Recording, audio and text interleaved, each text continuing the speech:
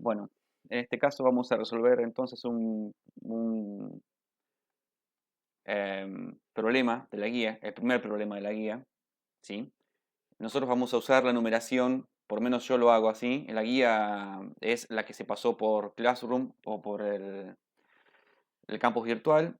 Este es el primer problema de la guía 1, por eso es el problema serie 1.1, ¿no? Y el guión 01 es porque es la primera carilla que estoy dibujando de este problema. Van a ver que nos va a llevar algunas carillas. Nada más que digo para que entiendan la numeración que va ahí arriba.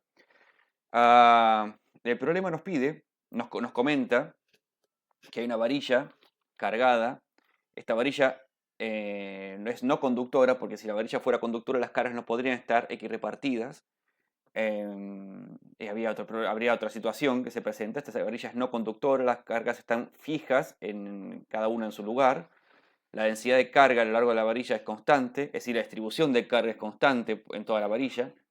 Esta varilla tiene, si bien uno la piensa de esta manera, ¿no? La varilla, que como que si tuviera un volumen, esencialmente es de sección nula, ¿no? Es como si fuera una sucesión de puntos en realidad la varilla.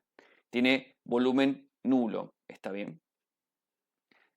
Eso simplemente para que entiendan por qué vamos a hacer algunas cosas más adelante. Eh, ok. Nos pide que determinemos el campo eléctrico en este lugar, que ustedes ven marcado como el punto P. Está bien. Este punto P existe en el plano z igual a 0. Y lo podemos ubicar en dos sistemas de coordenadas particulares que funcionan bien en este caso. El que siempre va a funcionar bien es el sistema de coordenadas cartesiano. Este sería I sub P. Y por aquí tendríamos X sub P en coordenadas cartesianas. Entonces, este punto P en realidad estaría situado en X sub P, Y sub P, Z igual a 0. O también podemos ubicar a este punto P en coordenadas cilíndricas. Este sería R sub P, esto sería phi sub P, está bien. Entonces esto sería R sub P, phi sub P, Z igual a 0. También, lógicamente, se lo puede ubicar en el sistema de coordenadas esférico, pero para este problema carece de sentido. ¿Está bien? Bueno,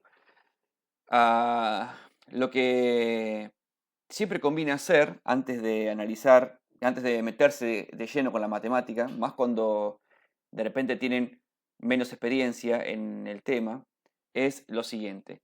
Hay que tratar de eh, predecir el resultado que vamos a obtener. ¿Está bien? En este caso el problema ya les dice el resultado que tienen que demostrar. ¿Ok?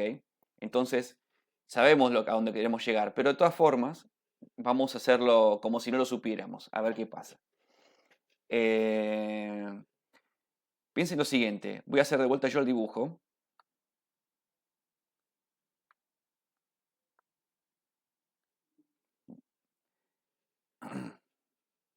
Voy a hacer el dibujo como en el plano. Este es el eje Y, este es el eje X que sale, y ahí para arriba Z. La varilla se encuentra ubicada así. Yo la hice le di espesor para que la puedan ver en el dibujo. Esto es menos L sobre 2 y aquí está más L sobre 2. Quiere decir que la varilla está centrada en el plano z igual a 0. Entonces fíjense lo que ocurre. Cada pedacito de varilla tiene son una sucesión de diferenciales de carga. ¿Está bien?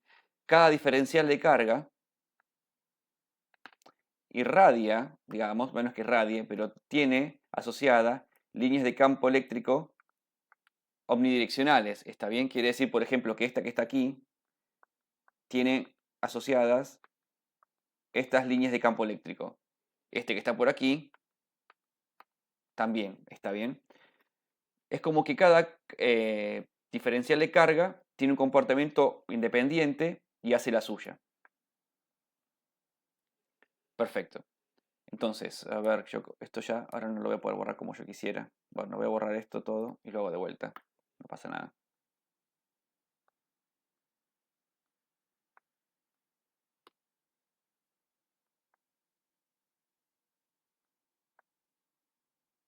Ahí está. Entonces, por ejemplo, si el punto P, en lugar de estar, estuviera por aquí, por ejemplo, si ese es el punto P, está bien. Entonces, en esta posición, que le voy a llamar Z1, hay un diferencial de carga sub 1. ¿Está?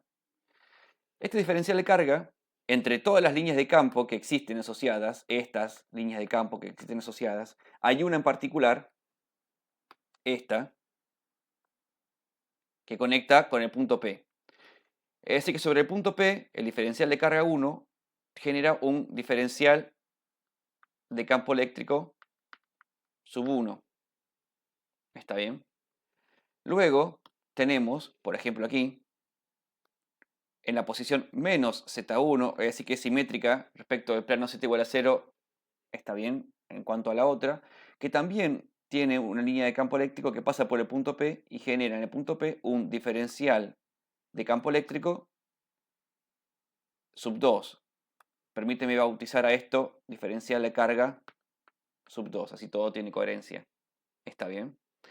Ahora, y elegí dos puntos simétricos para que ustedes puedan, si bien esto es una evidencia, es totalmente evidente lo que voy a contar, pero quizá algunos no lo tengan tan claro. Podemos descomponer el diferencial de campo eléctrico sub 2 en dos pedacitos.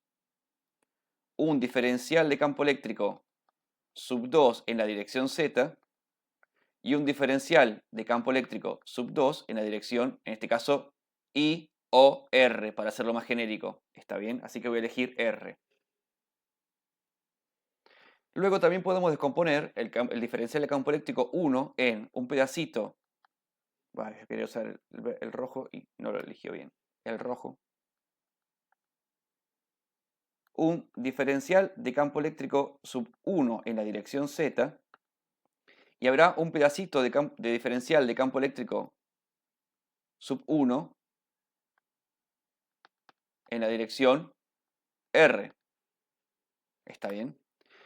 Lo que es importante que ustedes noten es que este diferencial de campo eléctrico es exactamente en módulo igual que este, pero y están apuntándose en la misma dirección, pero en sentido contrario. Por ende, estos se anulan.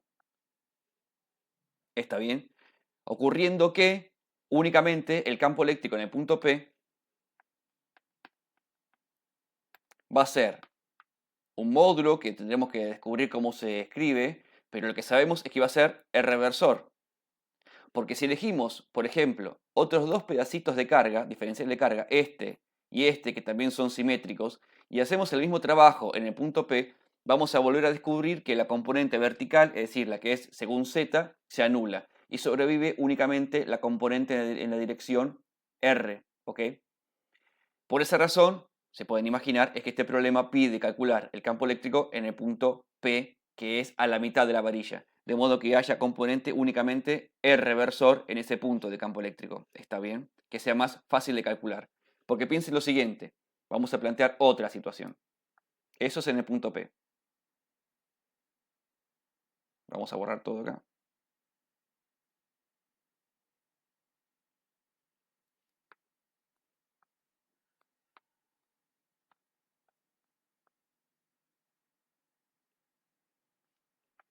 Bueno, déjenme volver a dibujar esta rayita acá. Ahora, si yo eligiera, este era P. Si yo elijo ahora, por ejemplo,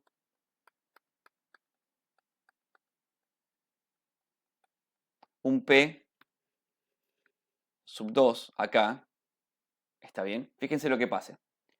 Si yo elijo el diferencial de carga que está aquí y aquí, que son simétricos respecto del punto P, también estos dos, al aplicar en el punto P2, y descomponerlo, perdón, con ese corrimiento no sé por qué se dio, al descomponerlo,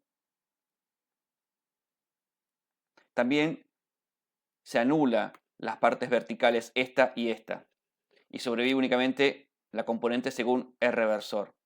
Si yo elijo ahora este, y estudio lo que pasa, también vuelvo a descubrir que la componente vertical se anula y sobrevive únicamente la componente según R versor. ¿Está bien? Pero si yo ahora elijo esta, diferencial de carga, no existe un diferencial de carga simétrico que estaría por acá arriba, que anulase la componente vertical del campo eléctrico en el punto P. Entonces, lo que uno descubre es que este pone un poco de campo eléctrico vertical y un poco de campo eléctrico según R reversor. Y esta parte vertical no se anula para este diferencial de carga. Entonces, lo que ocurre es que en el punto P2, el campo eléctrico será algo R reversor y K versor. ¿Entienden lo que digo? Porque la componente vertical no se termina de anular nunca. Insisto, para que todo sea más sencillo, es que el problema pide que calculemos el campo eléctrico en el punto P, que no es el P2, que se ubica exactamente a la mitad en un plano que corta por la mitad a la varilla, simplificando el resultado final obtenido. Otra posibilidad para que esto ocurra es que, déjeme borrar, otra posibilidad es que en realidad, quería ver si podía transportar, pero no lo puedo hacer.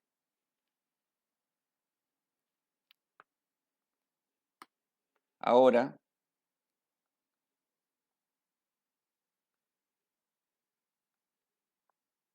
yo tuviera la varilla, aquí por ejemplo,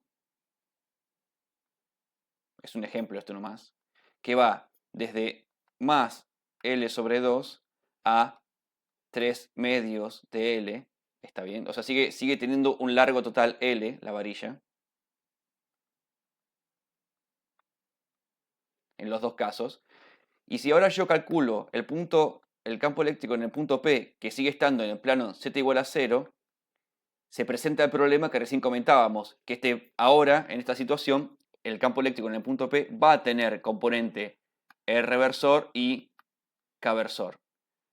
La forma de evitar que eso pase es calcular el campo eléctrico en un nuevo punto P que existiese en un plano que corte a la mitad la varilla. Perdón, quería elegir el rojo. ¿Está bien? Entonces, ahora en este P2, el campo eléctrico será un módulo por R reversor. ¿Está bien? Porque sigue estando calculado a la mitad de la varilla. Entonces, este problema propone simplificar varias cosas que las vamos a ver cuando empecemos a escribir los vectores. Que el hecho de calcular el campo eléctrico a la mitad de la varilla nos invita a pensar que el campo eléctrico va a tener solamente componente saliente de la varilla en el punto P, o sea, R reversor. Y el hecho de que esté todo centrado, aparte, en el plano, o sea, en el origen de coordenadas, en el plano z igual a 0, nos permite escribir con mayor simpleza los vectores. ¿Está bien? Que eso lo van a ver a continuación. 10 puntos. Esto era una especie de la comprensión inicial del problema. Esto es necesario estudiarlo antes de meterse con la matemática para intentar entender de qué va el problema y con qué nos vamos a encontrar. Bueno, ustedes, en este momento de la cursada, con la teoría dada de la electrostática, se aprendieron diferentes herramientas. La herramienta número 1 es la ecuación general del campo eléctrico, que decía que el campo eléctrico se puede calcular como 1 sobre 4pi epsilon 0, la integral de volumen, prima, de ρ de r', r menos r', diferencial de volumen prima sobre r menos r', al cubo. Aprendieron una segunda herramienta, que es que la ecuación general del potencial electrostático,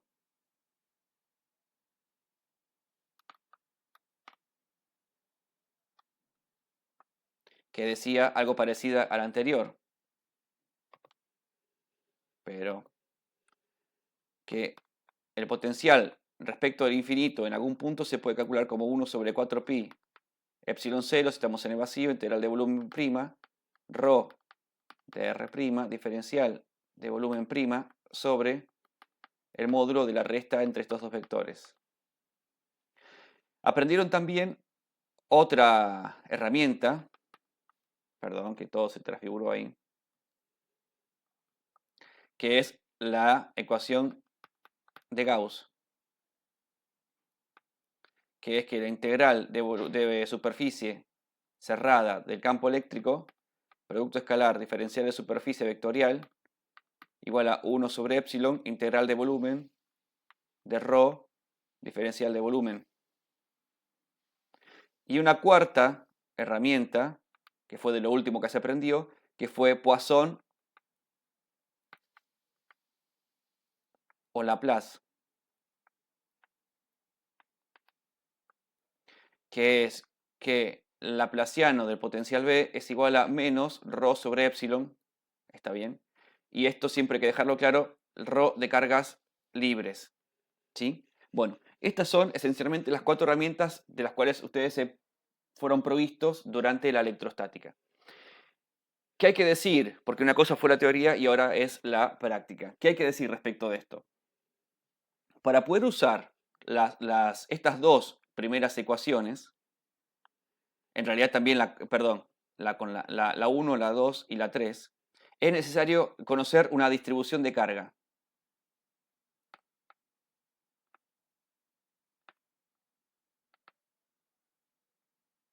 Si yo no conozco una distribución de carga, esencialmente no puedo aplicar estas integrales para intentar encontrar una solución. En este caso, ustedes tienen casualmente una distribución de carga. ¿Cuál es? Y la varilla. En la varilla ustedes tienen la distribución de carga. ¿Está bien? Así que da la impresión de que se podrían utilizar las 3 primeras opciones.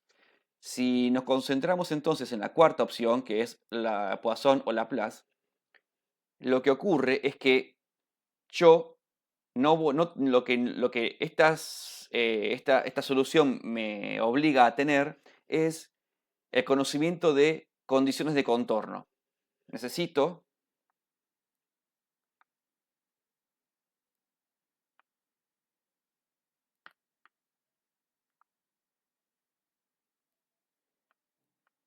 y la realidad es que así como están dadas las cosas, no tengo condiciones de contorno, ni para el potencial, ni para la derivada del potencial que es el campo eléctrico, o sea, las condiciones de contorno de Dirichlet o Neumann.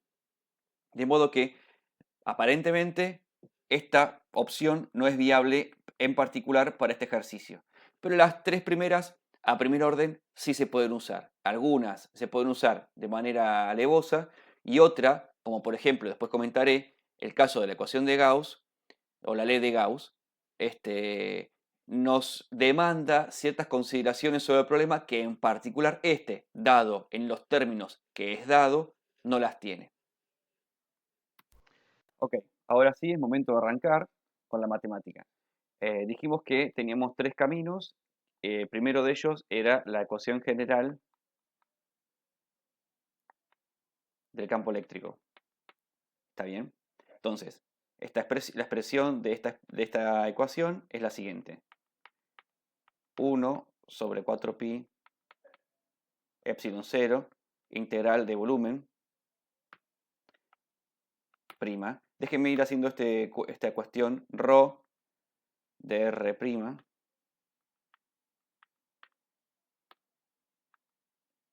Después hacemos una resta de vectores. Ya voy cambiando, yo voy usando los colores que después voy a querer que ustedes observen en el dibujo. Por eso hago todo este zafarrancho. Me gusta hacerlo. Creo que esto ayuda. Espero que sea cierto.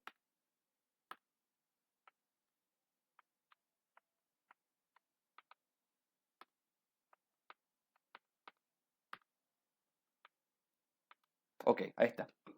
Esta es la expresión entonces de la ecuación general del campo eléctrico. Quedó demasiado mal hecho ese recuadro, permítanme corregirlo. Ahí está.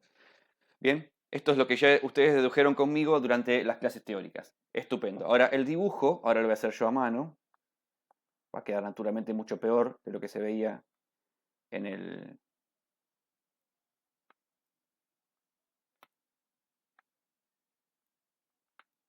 Ahí está. El punto P, perdón, vamos a la varilla primero. Le voy a dar volumen, insisto, para que se vea, no por otra cosa. En realidad la varilla no tiene volumen. Va desde menos L sobre 2 a más L sobre 2, ¿sí? Y el punto P está por acá. El punto P, a ver, está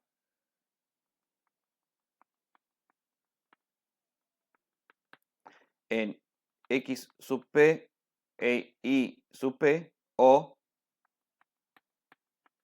en R sub P y phi sub P, o sea, en coordenadas cartesianas o cilíndricas. 10 puntos. Ahora, nos decía el enunciado que esta varilla de volumen 0 tiene una cantidad de carga Q. ¿Está bien? Entonces, déjenme sacar lo rojo. Entonces, nosotros, no lo dije en las teóricas, o no recuerdo haberlo dicho, tenemos diferentes formas de hacer referencia a las densidades de carga. Rho es, pero es Coulomb sobre metro cúbico. De modo que es una densidad volumétrica.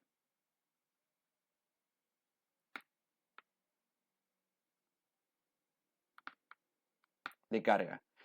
Después nosotros en el curso vamos a usar sigma, que es igual a Coulomb sobre metro cuadrado. O sea que es densidad superficial de carga.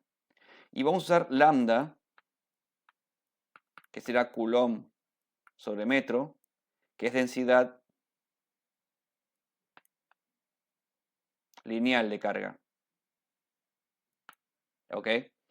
En algunos libros a ρ lo llaman ρ sub b para indicar que es de volumen, a sigma lo llaman ρ sub s de superficie y a esta ρ sub l de lineal.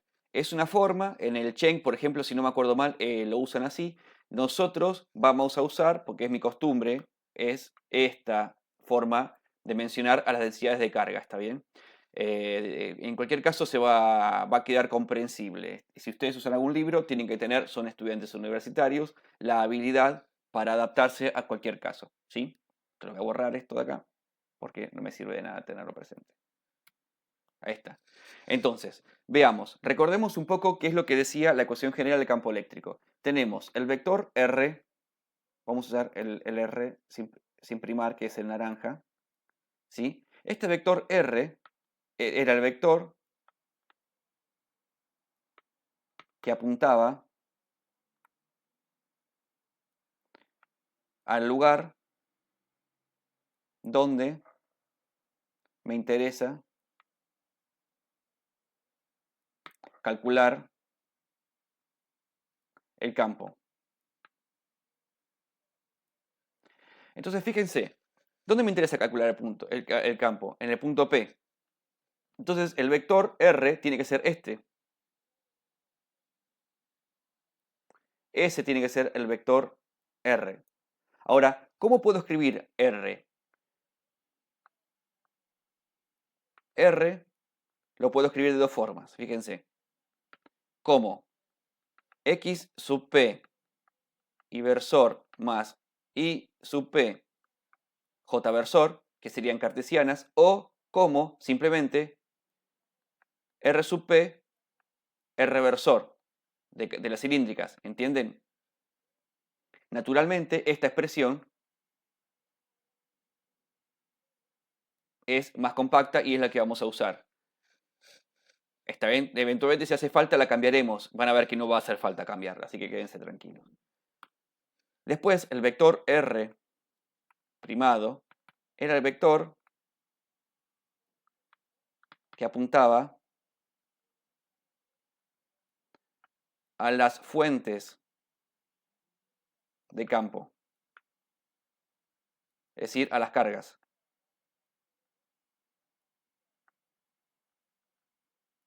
O diferenciales de carga. En este caso tenemos diferenciales de carga. ¿Dónde están los diferenciales de carga? Y mira, aquí tengo un diferencial de carga, aquí tengo un diferencial de carga, aquí tengo un diferencial, es decir, cualquier punto perteneciente a la varilla contiene en sí mismo un diferencial de carga, ¿sí? Entonces, yo tenía que usar el color rojo para, bueno, perdónenme, vamos a hacer un cambio de color acá, porque si no, es más fácil cambiar esto a violeta.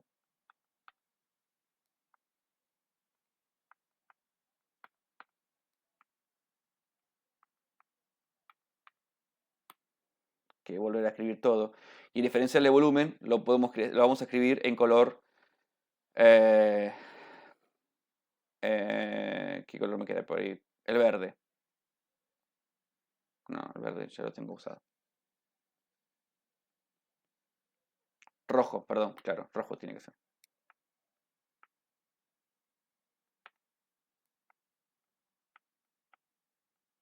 Ahí está.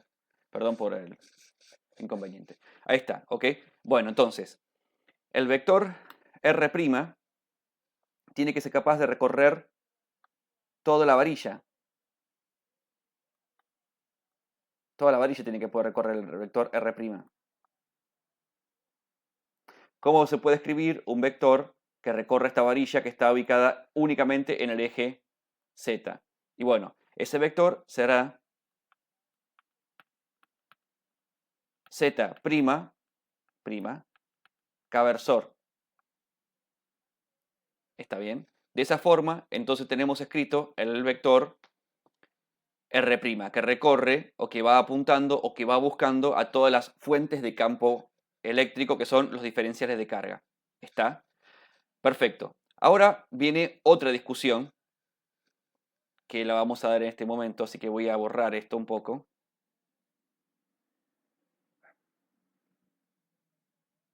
Permítanme. Y voy a simplemente escribir los vectores. Es decir, el R de naranja era R sub P, R versor. Y el R primado, este, era Z', K versor, prima. El prima del Z y el prima del K versor tienen que estar porque el R es primado. Entonces, para poder reconocerlo, ¿está bien? Simplemente para eso, para que no nos perdamos en toda la matemática que vamos a tener que ir haciendo en el proceso que estamos realizando juntos. Estupendo. Ahora, falta reconocer qué hacer con ρ y con el diferencial de volumen, perdón, con la integral de volumen. Porque nosotros, cuando desarrollamos esta ecuación, deberían recordar que fue pensada para estudiar un problema de estas características, donde yo tuviera por acá un volumen estrambótico, donde hubiera diferenciales de volumen que contuvieran diferenciales de carga, está bien, a los cuales apuntase, perdón, el R primado, y por aquí tendríamos, por ejemplo, el R sin primar, donde yo quiero estudiar el campo eléctrico. Ahora, en este caso, es decir, para este dibujo que acabo de hacer, es que se desarrolló la ecuación de ahí arriba. Pero para este caso, definitivamente, yo no tengo un volumen. De modo que la ecuación de integral en algún punto parece que estuviera fallando. Entonces, hay una forma de resolverlo. Atención. La carga total es igual a la integral de volumen de ρ diferencial volumen. ¿Está bien? Ok, ahora piensen esta situación. Este es un cilindrito. Aquí tenemos una superficie y este es el largo. Largo L, que la L quedó como acostada, ¿verdad? Ahí está. El volumen este se puede escribir como la superficie por L, en tanto que naturalmente la sección sea constante en todo el volumen, en todo el desarrollo L de ese cilindrito. Entonces, después tenemos que ρ es igual a la carga total sobre el volumen, lo que es igual a la carga total sobre la superficie por L. Entonces acá tenemos 1 sobre superficie por carga sobre L. A la carga sobre L la podemos llamar lambda. ¿Está bien? Así fue como así fue definida, es una densidad lineal de carga. Ok. Ahora, esto es igual a una integral de línea por una integral de superficie de ρ diferencial de superficie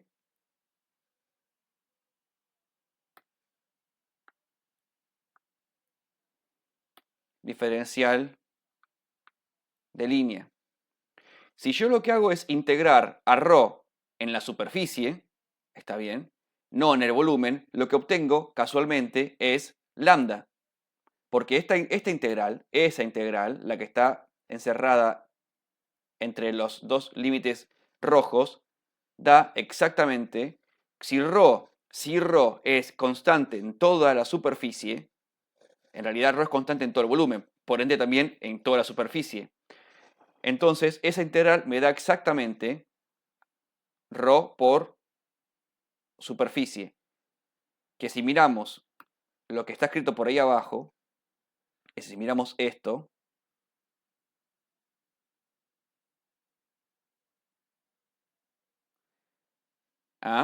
esto es exactamente igual a lambda. ¿Ok? Todo este cuento que les acabo de hacer es simplemente para que ustedes acepten conmigo, después de este cuento matemático que hicimos juntos, de que esta integral que es de volumen, la puedo pasar a una integral de línea, diferencial de línea prima, por supuesto, ¿no? Diferencial de línea prima. Y aquí, en vez de ser lambda, será, perdón, en vez de ser ρ, será lambda. ¿Está bien? Y todo esto es válido en tanto y en cuanto, insisto, ocurriese que en este caso arrancamos diciendo que la varilla tenía volumen nulo. Bueno, si ustedes quisiesen tolerar conmigo que ese volumen nulo para hacer esta matemática es suficiente, entonces la conversión de integral de volumen a integral de línea es más que válida. ¿Está bien? Y todo esto está bien. Así que ahora simplemente nos queda proceder con la matemática.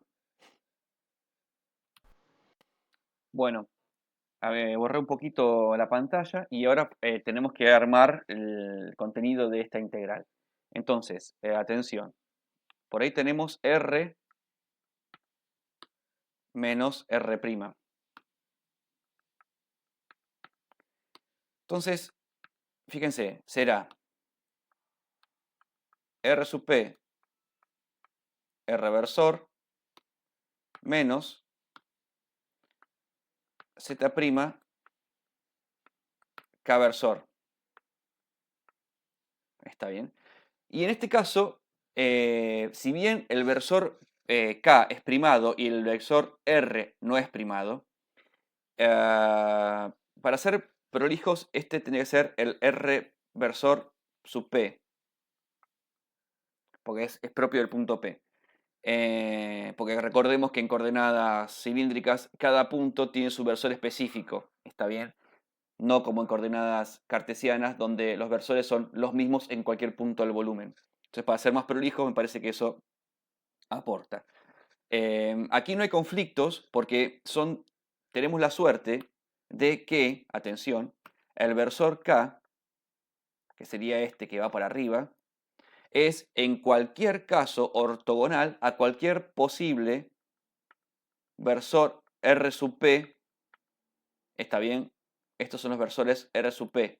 O sea, cualquier versor R sub P que podría existir es sí o sí ortogonal a K', al versor K'. De modo que no hay conflicto en esta resta. El problema es cuando los versores, por alguna razón, se pisan y no son ortogonales. Entonces, si pertenecen a un sistema de coordenadas distinto y se pisan entre ellos, o se hacen sombra, que sería que hay proyección de un versor sobre otro, entonces ahí tenemos problemas. Pero en este caso no ocurre, por eso esta resta es absolutamente legal y no trae inconveniente ninguno. 10 puntos. Ahora, si a esto que está ahí arriba le saco el módulo, está bien, esto da exactamente igual a R, P, aquí pongo Z', lo elevo al cuadrado, ambos términos, le pongo un más y le hago la raíz. Y ahí tengo el módulo. Y si para colmo a este módulo ahora le calculo el cubo, simplemente es hacerle esto al cuadrado, ¿está bien? No hay ninguna cosa rara.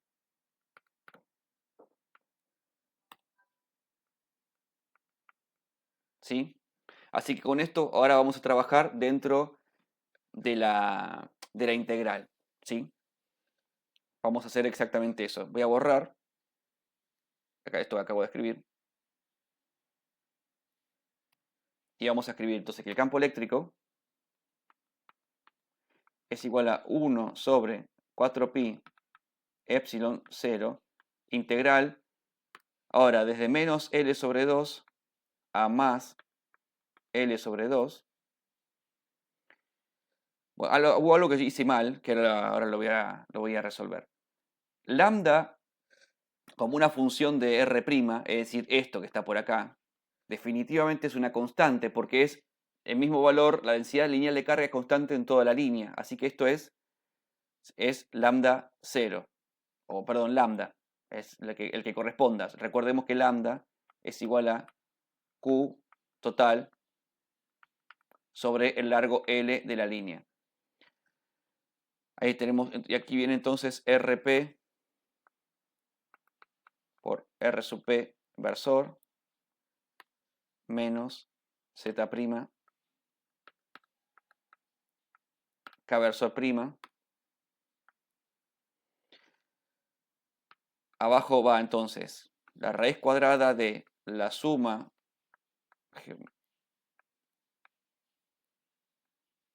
perdón, vamos a corregir esto para que quede bien.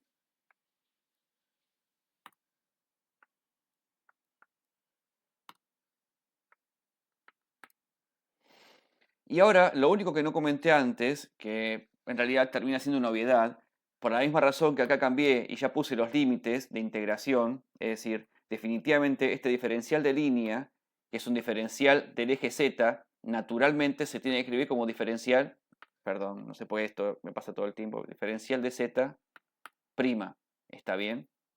Así que así va a ser como lo vamos a escribir.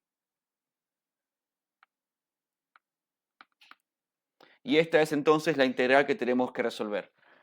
Fíjense que esta integral son dos integrales que entre sí se restan. Y eso se ve en el signo menos que está por acá. ¿Ok? Yo ya puedo agarrar y sacar esto para afuera porque no es integrable. ¿Está bien? Y trabajar. Tengo variables de integración, que es esta, que está por aquí y está por aquí. ¿Sí? Ese es el desafío que tenemos que desarrollar a continuación. Estupendo. Ahora yo simplemente acomodé la integral. Recuerden, les voy a mostrar cómo estaba recién. Y yo lo que hice fue ahí ganar un poco de tiempo. Es decir, esta es la integral que tenemos que resolver. Está bien. Yo simplemente la ordené. Y este signo menos que está por aquí es el que ustedes van a ver a continuación. Está bien. fui ganando unos segunditos. Este es el signo menos que les mencionaba recién yo. Bueno, entonces, recordemos que nosotros habíamos presupuesto que el campo eléctrico tenía que ser un módulo, que aún no sabemos qué estética va a tener, pero el reversor, ¿sí? Y sin embargo, a la vista, tenemos que, por un lado, el campo eléctrico va a tener el reversor este, que eso es lo que uno esperaría que ocurra, eso estaría bien, a priori, ¿no? Este estaría bien, pero tenemos acá colado un caversor que es preocupante, porque pueden haber pasado dos cosas, que, o tres, que la tercera es la que en realidad pasó, ¿no? Una es que nos equivocamos con la presunción original y en realidad todo ese verso que les hice de que la componente vertical, por estar estudiando el campo eléctrico en el punto medio de la varilla, se anulaba, fuera mentira. Eso es una posibilidad. O que nos hayamos equivocado en la matemática que fuimos desarrollando hasta el momento. O que, como está a la vista de ustedes, la matemática aún no se terminó y que en algún paso matemático esta componente versorial desaparezca. Que efectivamente eso es lo que va a terminar ocurriendo. Ustedes lo que tienen que tener a mano siempre en esta materia es la tabla de las 535.522 integrales, ¿sí? Sin eso no van a poder trabajar. Yo les voy a pasar las dos integrales que vamos a tener que usar ahora nosotros.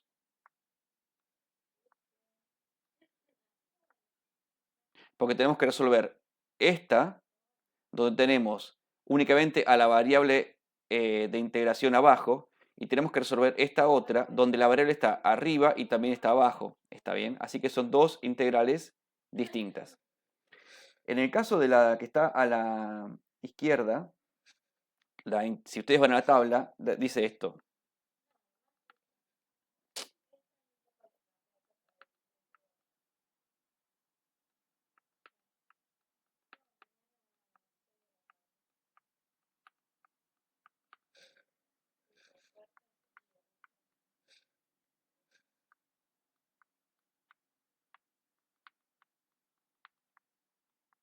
¿Está bien? Y en el caso de la que está a la derecha,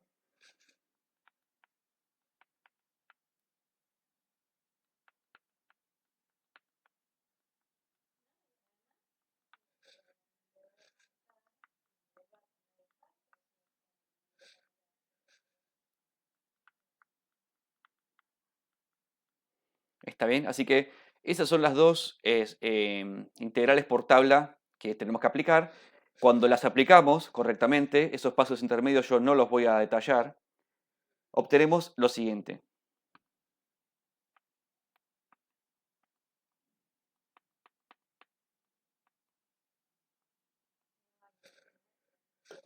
Tenemos este RP que está por acá, va para ahí abajo. Y después aparece lo que es concretamente la solución de esa integral, que es z'.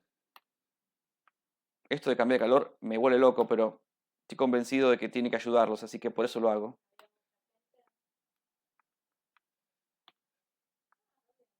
Para poder ir siguiendo el razonamiento.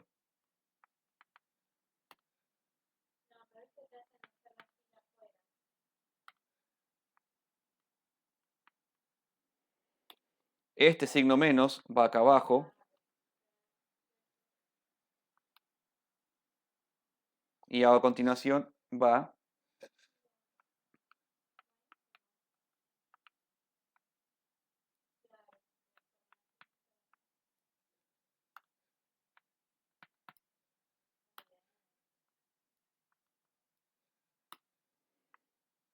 y entre los límites de integración que son desde menos L sobre 2 a más L sobre 2. ¿Está bien? Así que este signo menos que está por acá hace que este signo menos que está aquí se convierta en un más. ¿Sí? Acá me equivoqué. Fíjense que acá está al cuadrado. Entonces me faltó este cuadrado de ahí. Siempre me equivoco. Me equivoqué incluso cuando lo resolví en mi carpeta en su momento. Por tal razón, este hace desaparecer ese cuadrado que está ahí. ¿Sí? Ok, ahora es momento de aplicar los límites de integración. Y esto que voy a hacer ahora lo voy a hacer verbalmente sin hacer la matemática para mostrar lo siguiente. Me faltó cosa importantísima en los versores.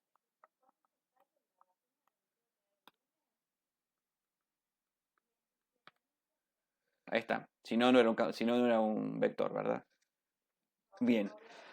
Cuando yo aplico en esta integrar estos límites de integración, estos dos límites de integración, obsérvese que son iguales, pero de signo contrario.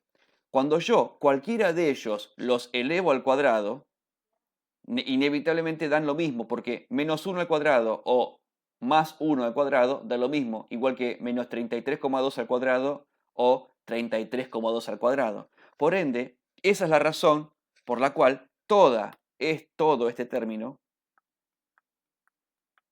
desaparece, porque se restan dos cosas que valen lo mismo. Entonces, eso vale igual a 0. Y ahí es donde desaparece casualmente el versor K. Fíjense, como decíamos al principio, en el análisis que hacíamos con los dibujitos, que si yo no hubiera elegido un punto, el punto P, no hubiera estado exactamente en, en un plano que cortase por la mitad al eje, a la varilla, entonces esta componente no desaparecía y está a la vista ahora. Entonces, el mensaje que les quiero dar es que esta matemática que desarrollamos en medios de enlace para tratar la estática es muy poderosa, porque si bien a la vista es más engorrosa, te permite, si uno rellena bien todos los espacios que hay que rellenar para aplicarla, te permite plantear cualquier potencial problema que tengas que resolver. ¿Está bien? Fenómeno. Entonces, a continuación, vamos a seguir con el desarrollo del campo eléctrico y esto quedará así.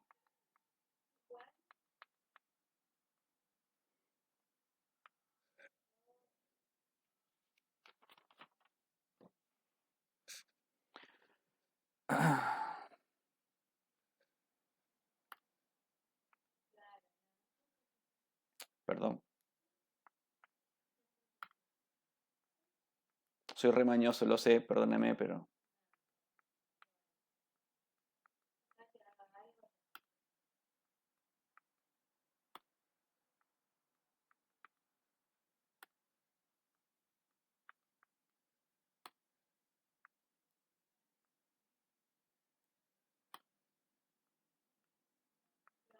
Es el primer término, menos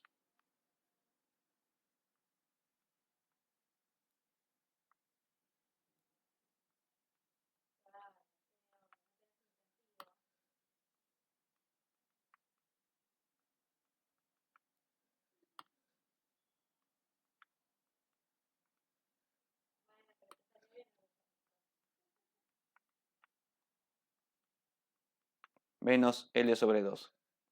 ¿Está bien? Acá quedó este cuadrado hincha pelota. Todo esto es R sub P versor.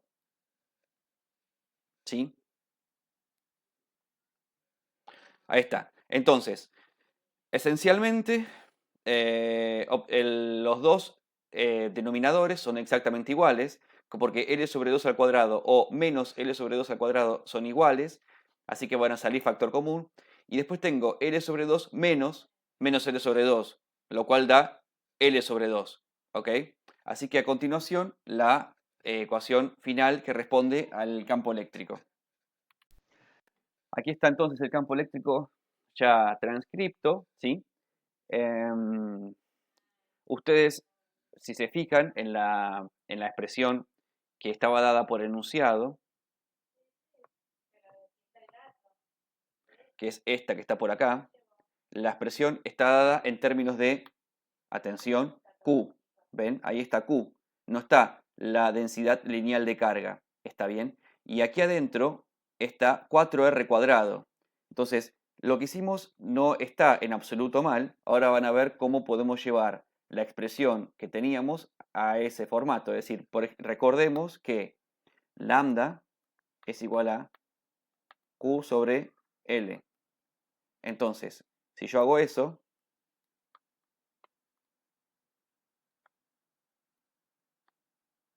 esto lo pongo acá arriba, entonces esta L y esta L desaparecen. ¿Está bien? Así que eso es lo que voy a hacer, pero lo voy a poner al costado.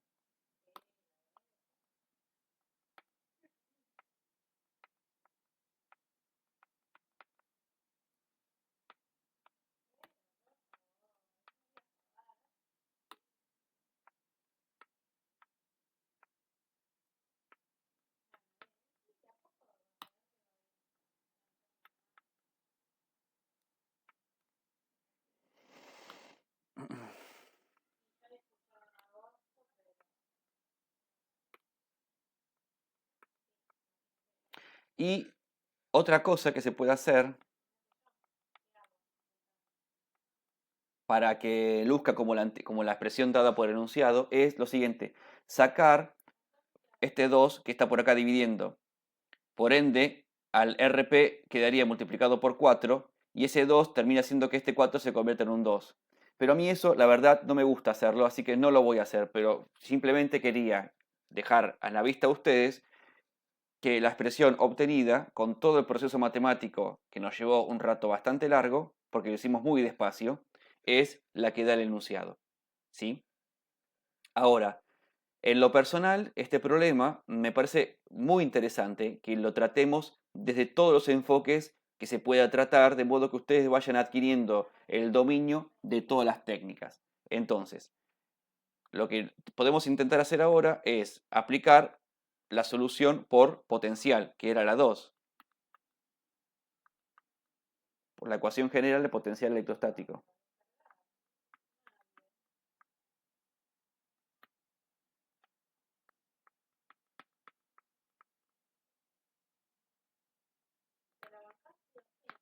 Ahora, recuerden que lo que nos pedían era el campo eléctrico en el punto P, no el potencial en el punto P, ¿sí? Entonces, si yo trabajo con el potencial y obtengo una solución, lo que tengo que hacer a continuación es hallar la menos divergencia, perdón, menos el gradiente de ese potencial para obtener el campo eléctrico.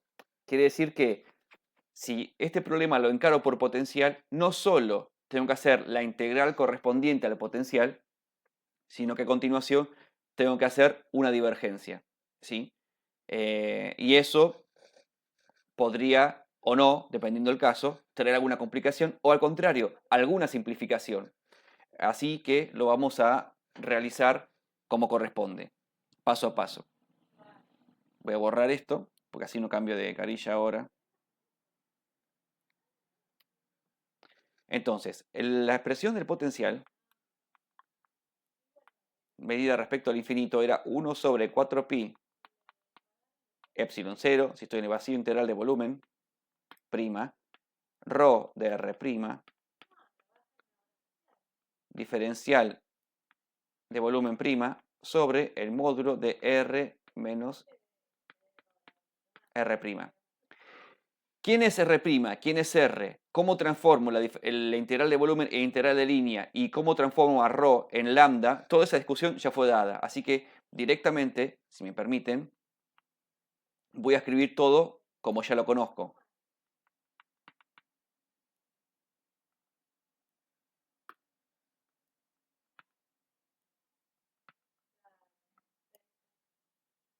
De lambda. No, lambda en negro. El diferencial de volumen lo habíamos puesto en rojo, creo. Que es diferencial de línea ahora, diferencial de z', perdón.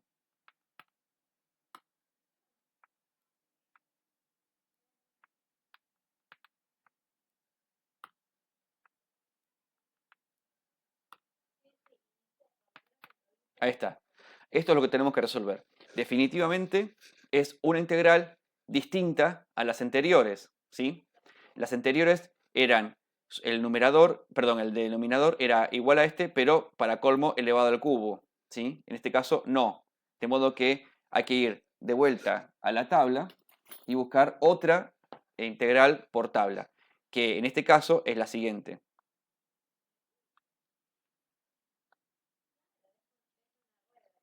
La integral de diferencial de x sobre la raíz cuadrada de x cuadrado más a cuadrado es igual a logaritmo neperiano de x más la raíz cuadrada de a cuadrado más x cuadrado. ¿Sí? Es increíble que de una expresión más sencilla que las anteriores, la solución sea tanto más complicada, ¿verdad? Pero mala suerte, es lo que es. ¿Sí? Busquen en la tabla y esta es la solución. Entonces, simplemente escribimos, ¿sí?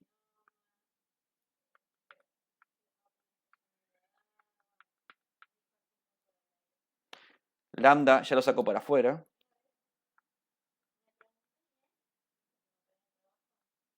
Esto va a ser logaritmo neperiano de z' más la raíz cuadrada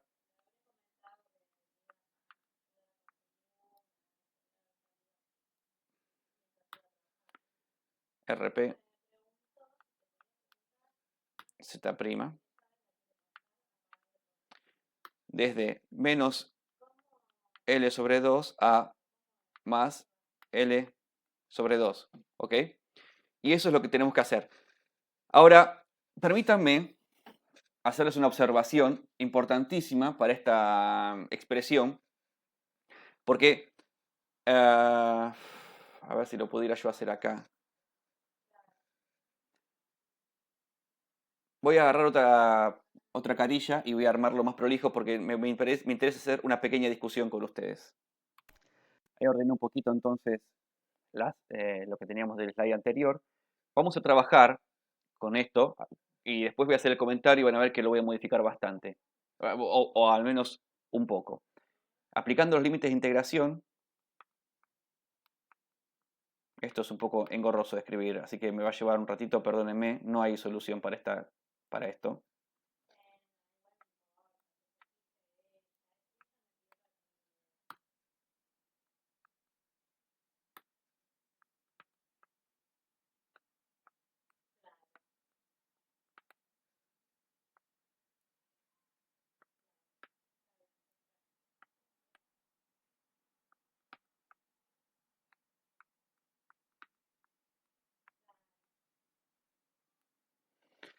Bueno,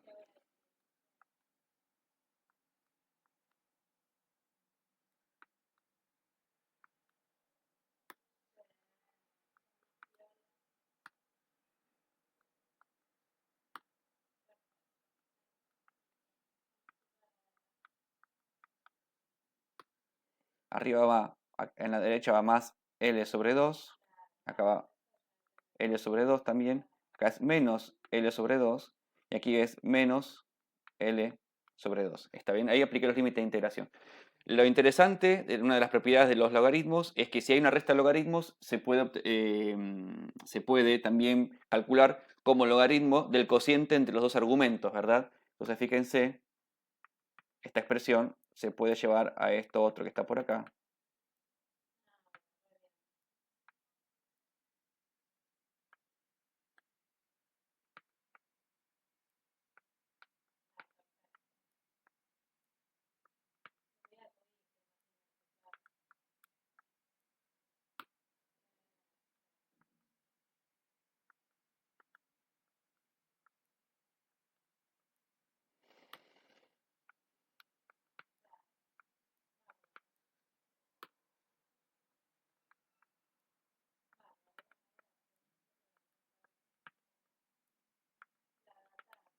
Y ahí está.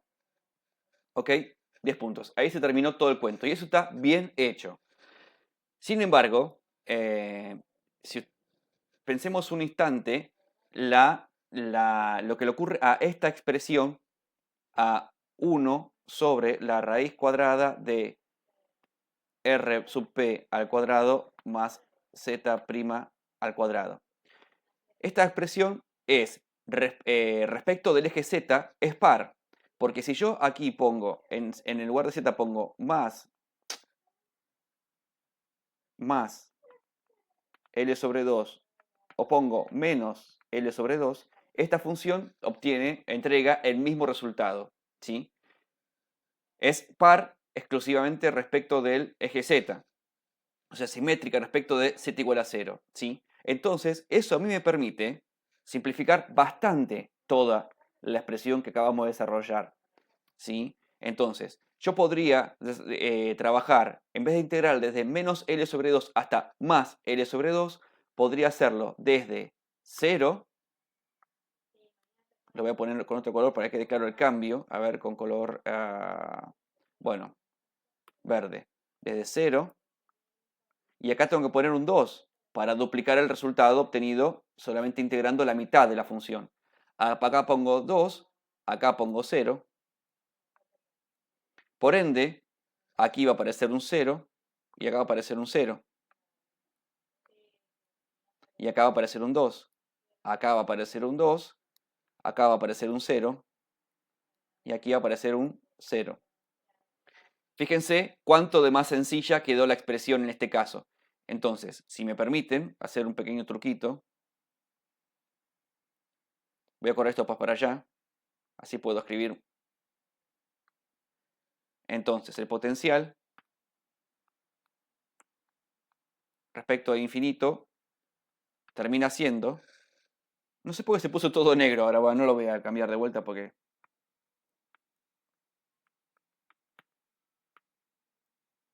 Este 2 que está por aquí mata al 4, está bien. Entonces este 4 en realidad es un 2.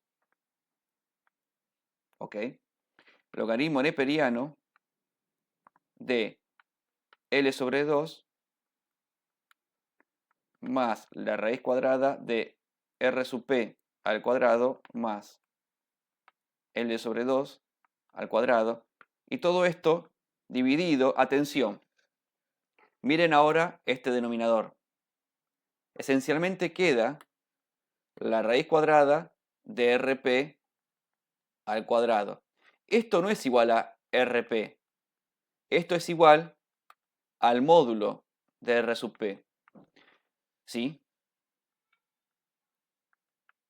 Porque más R cuadrado o menos R cuadrado entregan el mismo resultado. ¿Está bien? De cualquier forma, si formalmente esto es lo que corresponde. ¿Está bien? Ahora, de cualquier forma, como la variable R sub P no tiene valor negativo porque es la distancia desde el eje Z al punto P, no es como la variable X que va desde menos infinito hasta más infinito. La variable R de las coordenadas cilíndricas va desde 0 hasta más infinito, así que colocar el módulo no tiene sentido estricto en términos del rango de validez de esa variable, pero formalmente eso es lo que corresponde. Van a ver que en un problema particular de la magnetostática, no considerar este hecho traería resultados extravagantes, de que cuanto más me alejo yo de una bobina, mayor es el campo magnético, lo cual es una ridiculez escalofriante. Ok, ahora que tenemos el potencial en el punto P medido respecto al infinito, debemos hacer el gradiente de este potencial para calcular el campo eléctrico, que eso lo hacemos a continuación. Ahí ordené un poquito y continuamos. Este potencial, observemos las variables en esta expresión del potencial. Entonces, si bien antes las variables de integración eran z, z' que estaba por aquí y por aquí, en este caso, una vez que aplicamos los límites de integración, eso dejó de ser variable y ahora son constantes. La única variable que me queda a mí es el punto P, perdón, es la distancia del punto P al eje Z. Entonces, este potencial es un potencial de R, de las variables cilíndricas. Entonces, permítanme llamarlas como corresponde, variable y no sub P. ¿Está bien? Ahí está esta es para que quede claro, esta es la modificación concreta que estoy haciendo. Entonces, para hallar y determinar el campo eléctrico,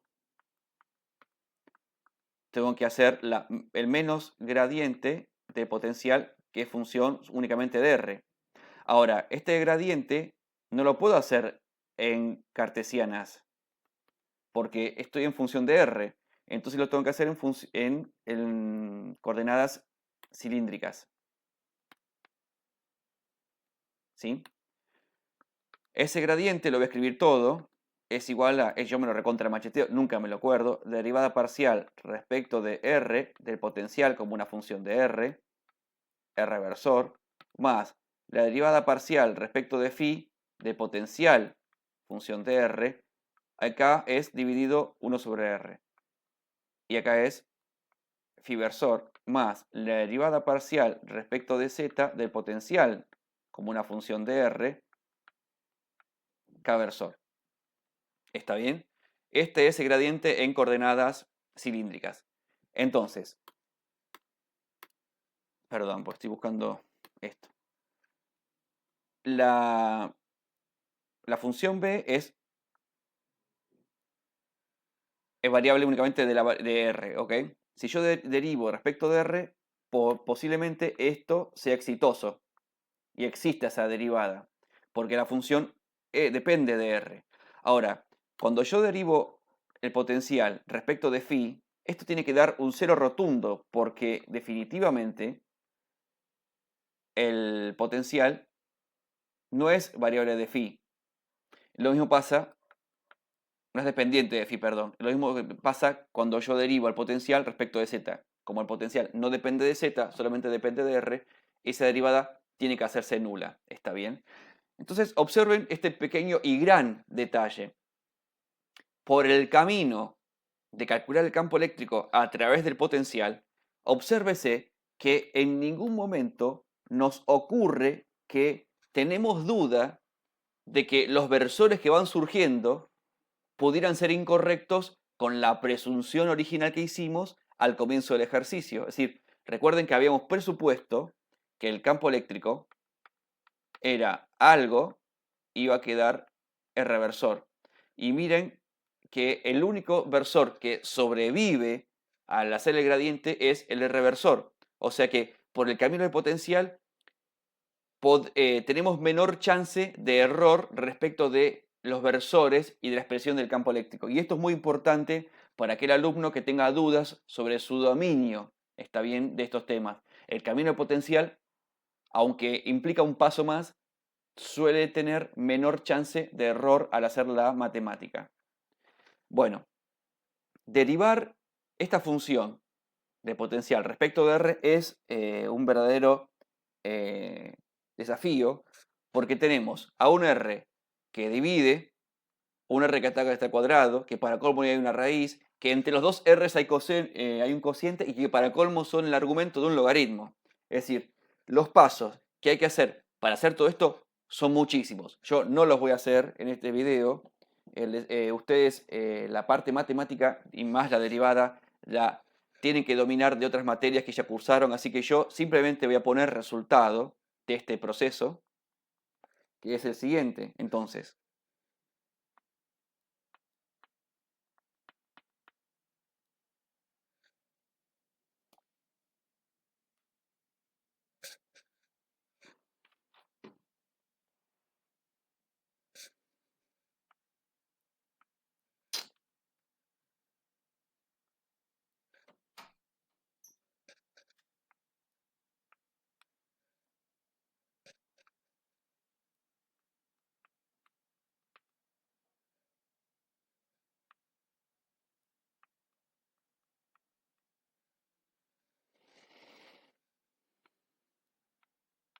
este es el campo eléctrico finalmente que obtuvimos haciendo todo el trabajo matemático de ese gradiente. Fíjense que este 2 que está acá es consecuencia de, como comenté en su momento, del 2 que dividía la L y que este 2 no debería estar por acá. Bueno, es otra forma de ordenar las constantes. Pero fíjense que hemos obtenido exactamente la misma si hacen todo despacito, digamos, los invito a que lo hagan, porque después ustedes llegan al parcial y no tienen el entrenamiento necesario para hacer derivadas, entonces pifian y pierden tiempo en cosas que en realidad no tienen que ver estrictamente con medios de enlace, pero ustedes esto lo tienen que saber hacer, si no, esta materia no la pueden cursar con la ligereza y la confianza que corresponde. Así que realmente los invito a hacerlo. Si tienen dificultades, nos consultan a mí o a los chicos y intentaremos enseñarles o ayudarlos si se traban, ¿sí? Bueno, y aún queda un siguiente desafío, que es hacer este trabajo con algunas consideraciones, pero aplicando Gauss. Entonces, el último camino que nos queda por transitar es el que comentamos al principio, que es por Gauss. Entonces, el Gauss es la integral de superficie del campo eléctrico, producto escalar diferencial de superficie, es igual a 1 sobre epsilon, integral de volumen, de ρ, diferencial de volumen. ¿Está bien? Ahora bien, nosotros tenemos esta varilla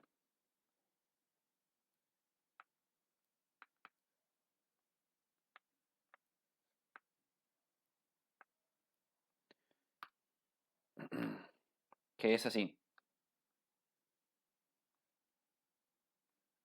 pero que va desde menos L sobre 2 a más L sobre 2. Y descubrimos que en todo el plano, habiendo hecho toda la matemática que hicimos, ¿no? Que en todo el plano z igual a 0,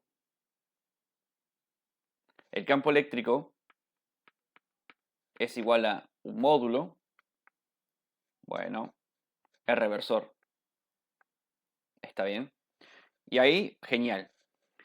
Entonces, fíjense lo siguiente. Nosotros aquí, cuando queremos plantear Gauss, tenemos un producto escalar. Este campo eléctrico, en ese plano, es un módulo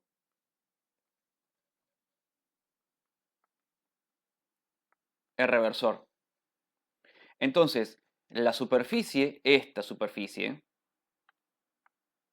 tiene que tener algún versor saliente de ella, tal que sea producto escalar entre R reversor y el versor de la superficie normal, sea no cero, ¿está bien?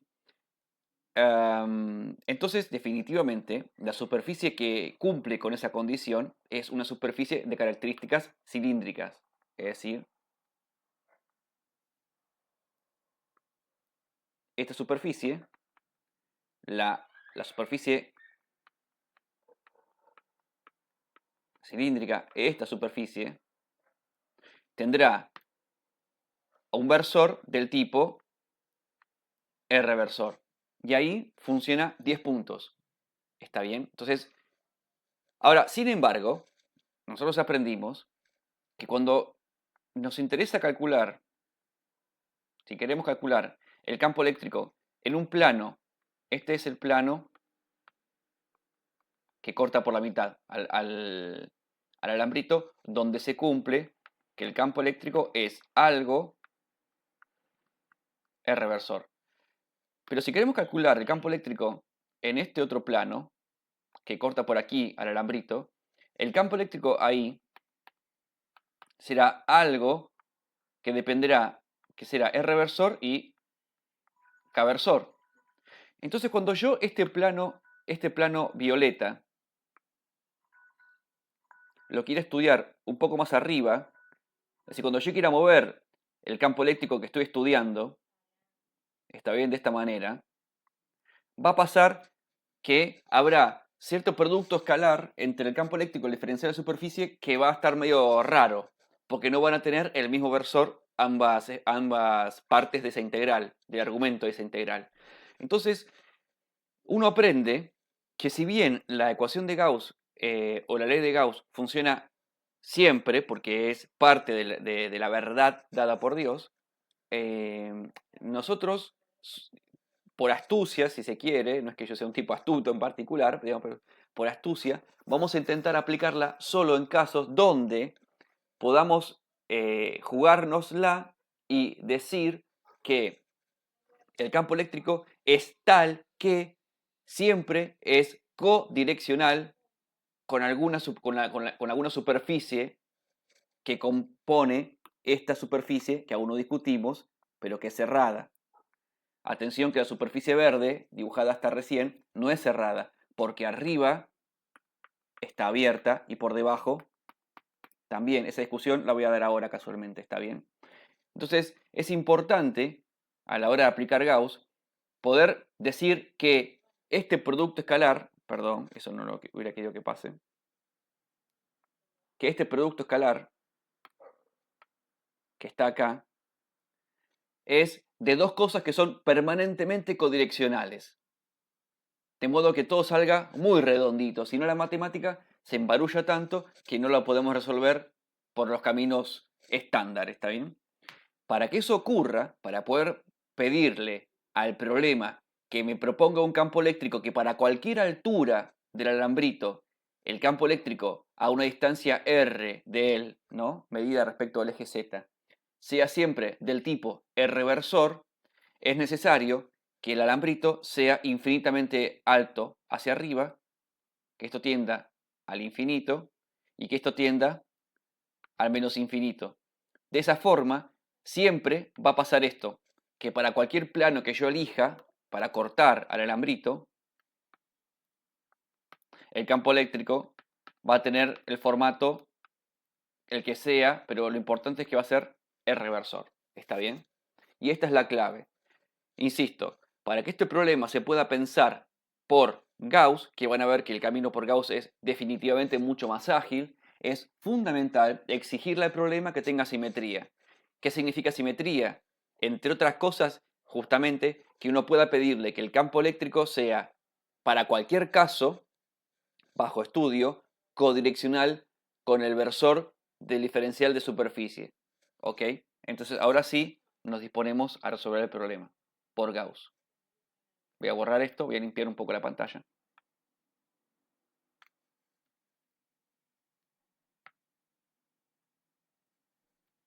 Entonces, insisto, esto es integral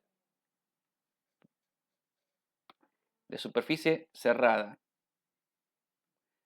del campo eléctrico, producto escalar diferencial de superficie, igual a 1 sobre epsilon, integral de volumen, de ρ diferencial de volumen. El dibujo entonces es el que estábamos haciendo.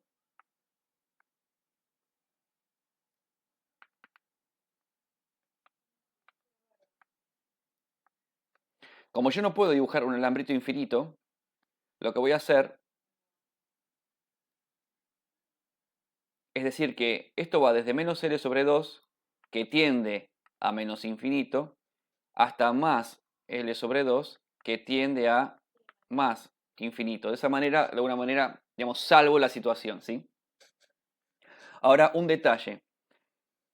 En el caso de un alambre infinito, yo no puedo proponer una densidad de carga, porque no tiene mucho sentido. Fíjense, yo estaría diciendo que tengo una carga total que la divido sobre L. Si esta L tiende a infinito, entonces lambda tiende a cero. ¿Entienden lo que digo? No tiene sentido pensar el problema en términos de densidad de carga, porque esa densidad tiende a cero. Ahora, si por el contrario el dato del problema fuera, pónganle ustedes, me dicen que el alambrito tiene un lambda tal, el que fuere, recuerden que la carga es la integral de línea de lambda diferencial de línea. Entonces, si la línea tiene infinito, entonces la carga va a tender a infinito cuando haga la integral. ¿Entienden lo que digo? Entonces, cuando el problema está dado por Gauss y el alambrito es infinito, yo lo que digo es que el alambre infinito tiene una carga total agregada. ¿Está bien? Y este dato me lo da alguien. Bueno. Dijimos entonces que la superficie que había de interés era del tipo cilíndrica.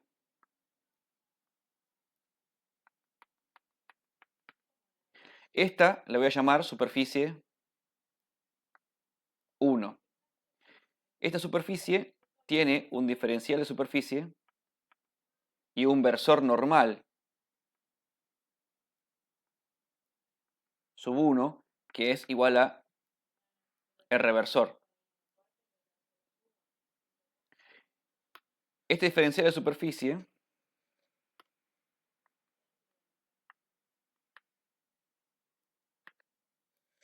se escribe R diferencial phi diferencial z. Para revisar esto, vayan al video correspondiente de matemática vectorial y sistema de coordenadas donde está todo descrito. Y como esto es vectorial, acá le ponemos el R versor, como dice por acá. ¿Sí? Bueno, la integral de Gauss es de superficie cerrada. Entonces, esta es únicamente la superficie del tipo cilíndrica, la que acabamos de discutir. Pero me falta aún agregarle las dos tapas. Esta, que le voy a llamar superficie 2, que tiene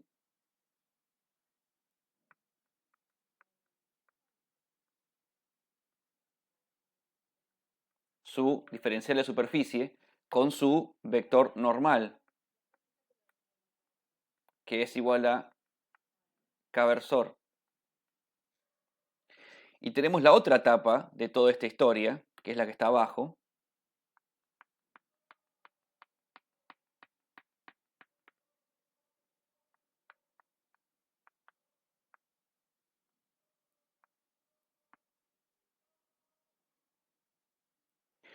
Hay un diferencial de superficie, esta es la superficie 3, y tiene un versor normal que apunta hacia abajo, porque los versores de la superficie tienen que ser salientes del volumen. N normal sub 3 es igual a menos K versor. ¿Está? Entonces, cuando yo hago esta integral de superficie cerrada, la puedo descomponer en la integral de tres superficies abiertas. La integral en S1, que es verde,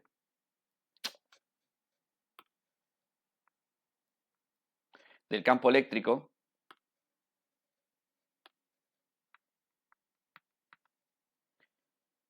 producto escalar diferencial de superficie 1, más la integral en la superficie 2, diferencial de superficie 2, se lo pongo por acá, campo eléctrico, que es el mismo, más la integral en la superficie 3, diferencial de superficie 3, del mismo campo eléctrico que hay ahí adentro. Y esto es igual a, y ya les adelanto, todo el volumen que estamos estudiando en esta integral contiene a todo el alambrito por muy infinito que sea. Por ende, esa integral da exactamente Q. ¿Cuál Q? Esa, la Q total.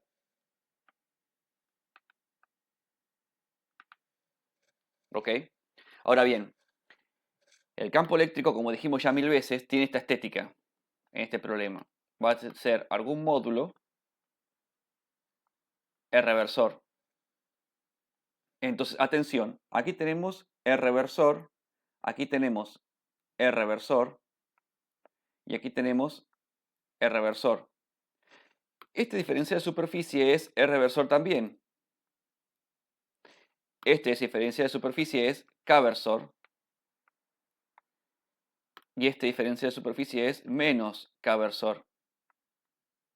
Entonces, cuando yo hago este producto escalar, esto da igual a 1, o sea que sobrevive. Pero cuando yo hago este producto escalar, esto da 0.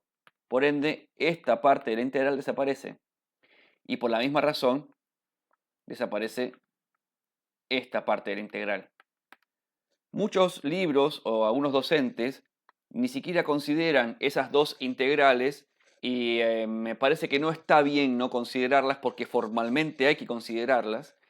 Y la discusión versorial del campo eléctrico y de los diferenciales de superficie debe ser considerada más cuando uno justamente está enseñando. Quizá si yo estuviera hablando con alguien que ya está embuido en el tema, posiblemente esta consideración no la comentaría y directamente haría las cosas de manera más ágil y directa. ¿Está bien? Perfecto. Así que a continuación tendremos que calcular esto, que es lo que sobrevivió esta parte con esta parte, ¿sí? Eso lo hacemos a continuación. Resolvamos entonces la ecuación que nos interesa.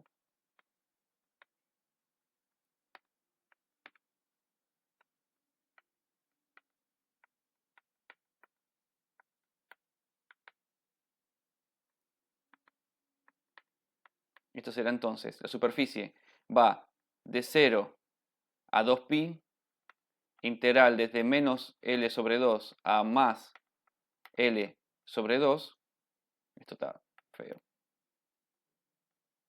de el campo eléctrico, que es así,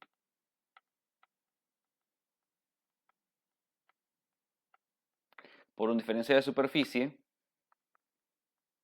que es R diferencial de phi, diferencial de z. Y me falta el reversor.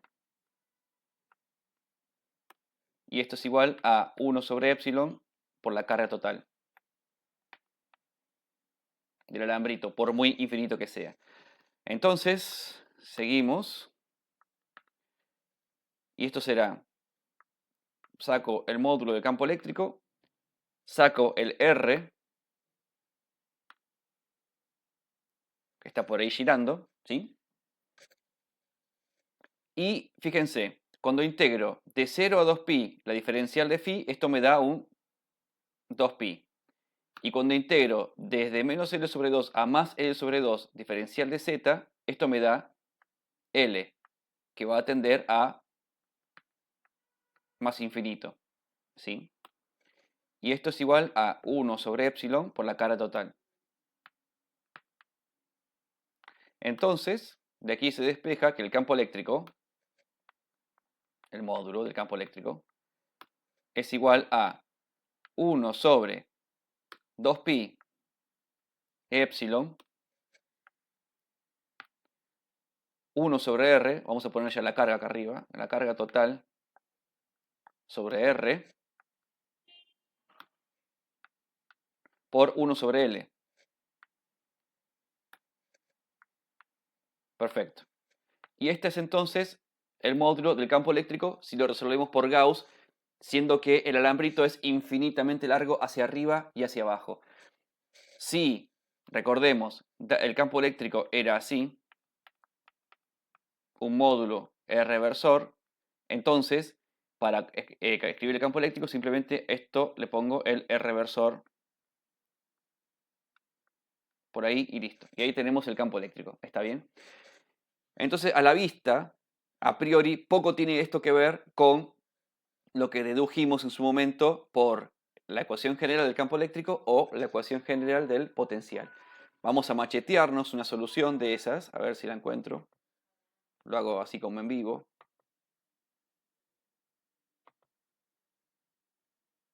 Espérenme. No, quería traer la otra.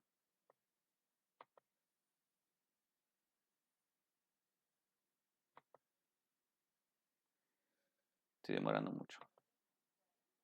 Bueno, esta, a ver. Vamos a copiarnos esto.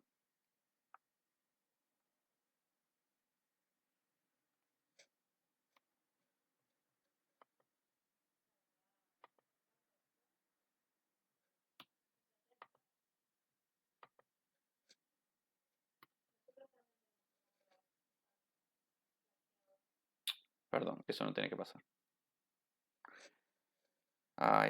Pues tendría que ver. Perdón.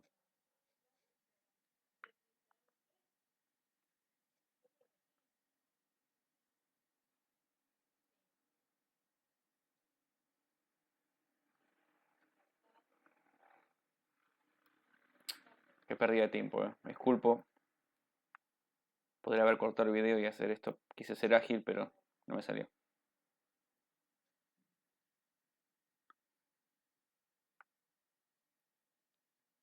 Bueno, lo hago desde acá. Total, no pasa nada.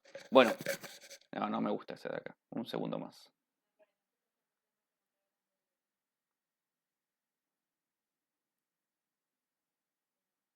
Bueno, ahora sí, después de todo el trastorno. Ay, soy un papanata.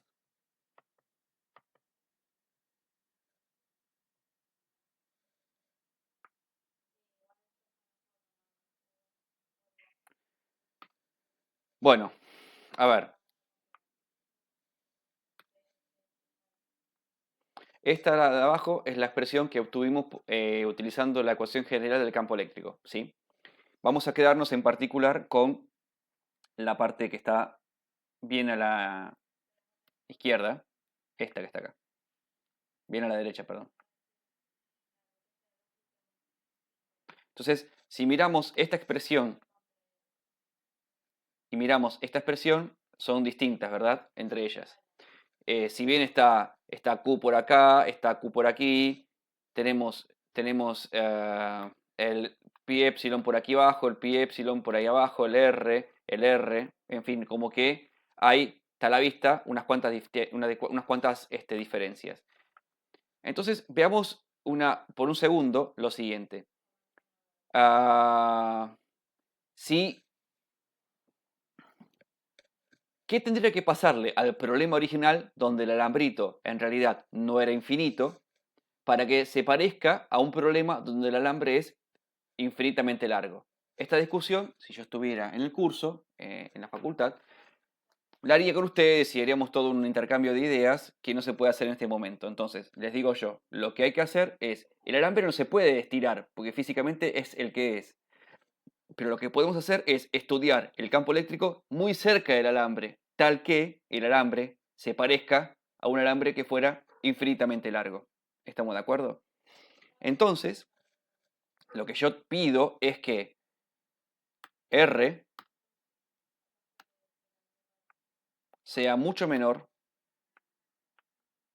que L. ¿Sí?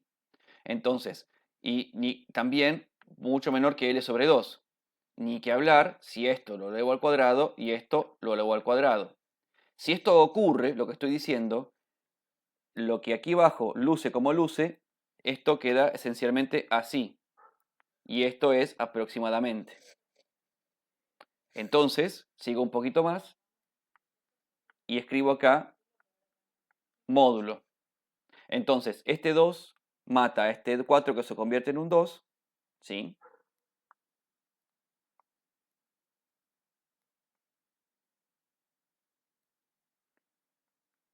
Y ahora, fíjense si esta expresión no es exactamente igual que la expresión que está arriba, ¿sí? Es la misma expresión. Es decir que todo el problema y el trastorno de haber hecho el problema analizado por la ecuación general del campo eléctrico o por la ecuación general del potencial electrostático y luego hecha su correspondiente gradiente. Si yo estoy interesado en estudiar los problemas de campo eléctrico próximos a un alambrito, me conviene y es mucho más ágil resolver todo este problema por Gauss sin considerar los problemas del borde del alambrito. Si mientras que yo esté cerca del centro del alambre, la expresión que vale es la expresión, o la que funciona muy bien, es la expresión resuelta por Gauss, sin la necesidad de haber tenido que hacer todo el trabajo matemático que hicimos en su momento por la ecuación general del campo eléctrico o por la ecuación general del potencial electrostático. Entonces, un mensaje que tiene que ver ya no tanto con medios de enlace, sino con una formación de ingenieros, es que el ingeniero no busca siempre la solución más precisa, sino la solución más ágil que esté dentro del error, o sea, que me resuelva el problema dentro del error que yo estoy dispuesto a tolerar. Generalmente en la ingeniería, el error que se suele tolerar es del 5%, en términos generales, por supuesto. Entonces, muchas veces es conveniente para agilizar y tener respuestas más rápidas o para generar cálculos más rápidos, usar modelos más sencillos, aunque esos modelos tengan error. ¿Está bien? Entonces, a continuación les voy a mostrar una comparación hecha con Excel de uno u otro modelo y el error que haber usado uno u otro modelo conlleva en función de la distancia R respecto del tamaño del alambrito, que es L. Como les prometí entonces, quería simplemente mostrarles el hecho de que justamente el ingeniero intenta usar la solución o el modelo más ágil y más práctico para el problema que tiene que resolver, en tanto que, lógicamente, esté dentro del error tolerable para el caso. En esta tabla tienen la columna, primera columna, esta, que es la resolución por Gauss, que es esta, del problema que estudiamos. Esta columna es la resolución por el campo eléctrico hallado a través de la ecuación general del campo eléctrico, que es esta. Y esto que está acá es el cálculo del error relativo, que es la resta entre los dos cálculos sobre la ecuación del cálculo general, por la ecuación general, que es el valor supuestamente real del campo eléctrico bien calculado. Lo que tienen a su izquierda son los valores de la distancia R a la que se encuentra el punto de estudio, ¿sí? Respecto del eje Z, ¿sí? Del problemita. Y aquí arriba simplemente el valor del tamaño de L. Lógicamente L y R están en las mismas unidades, de modo que si L vale 1 y R vale 1 por 10 a la menos 4, es que es la 10 milésima parte de L. En este caso, si R vale 10 a la menos 3, es porque R vale la milésima parte de L, aquí la centésima parte, aquí la décima parte, aquí R y L valen lo mismo. Ustedes pueden hacer un estudio a través de la tabla, que es un poco engorroso, o para eso está el gráfico, ¿sí? El gráfico muestra en rojo y en verde, que es esta curva que va decreciendo, ¿sí? Bueno, pasa que este eje horizontal tendría que ser exactamente logarítmico y no lo pude hacer logarítmico. No sé manejar este Excel bendito 2007 para convertir este eje en logarítmico, que es la distancia R. En este eje de la izquierda vertical tenemos los valores propios del campo eléctrico, calculados en unidades que no importan, ¿sí? Fíjense que las dos curvas se mantienen exactamente una montada arriba de la otra. Sin embargo, aunque no se ve por acá, porque lógicamente los ejes no son casualmente logarítmicos, ustedes en esta curva azul que ven por acá está graficado el error relativo. Y si bien es negativo, no me importa que sea negativo, lo que importa es lo absoluto del error relativo. Digo es negativo porque arranca en 0 y va bajando, ¿no? Cada vez más negativo se hace. Lo que importa es el orden de magnitud. Si el error es por 10 a la 0, buenísimo. Este es 2% de error porque es 2 por 10 a la menos 2. 4% de error, ¿no? Porque es 4 por 10 a la menos 2. 6% de error, 8% de error, esto es 10%, 12%, 14%, 16% de error. Fíjense ustedes que recién estamos en el 5% que estaría por aquí aproximadamente, cuando, sigamos bajando, ¿sí? El R es un poco más grande que la décima parte del valor del tamaño L de la varillita. O sea que es alucinante. Uno puede separarse de la varilla hasta la décima parte del valor de la altura de la varilla y usando el modelo calculado por Gauss, estamos dentro de un error menor al 5% que típicamente es un error tolerable en ingeniería. Si ustedes miran esta expresión y esta otra expresión, definitivamente esta no es que sea muy complicada, pero podrían existir casos donde las expresiones de un modelo más sencillo y un modelo más complicado sean muchísimo más jodidas de aplicar y de generar cálculos, en este caso con Excel, De modo que tener en cuenta que usar modelos más sencillos suele ser bastante útil dentro de una cota de error tolerable. Entonces el mensaje es este el que les quiero mandar. El ingeniero intenta usar modelos, no el mejor modelo, sino el modelo más simple que esté dentro de la cota de error que estamos dispuestos a tolerar. Y con esto cierro este bendito ejercicio.